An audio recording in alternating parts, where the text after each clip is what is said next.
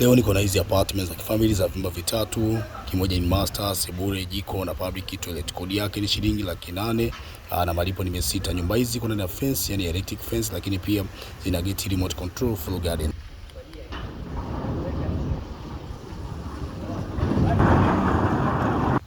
Nyumba hizi zina full garden kama inavyoonekana, lakini pia zina car parking space kubwa sana. Nyumba zina long corridor, umeona. Majukumu yangu natimiza kama hivi. Ni sebule yetu kubwa sana yenye muonekano wa kijani decoration.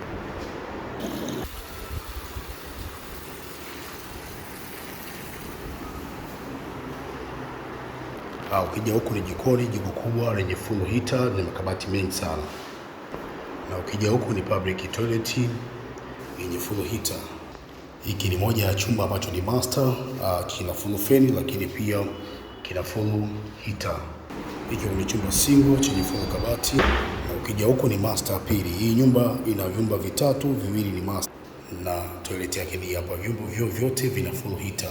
Karibu sana Goba G4, karibu kabisa na barabara. Ukisikia nyumba lami ni hizi hapa.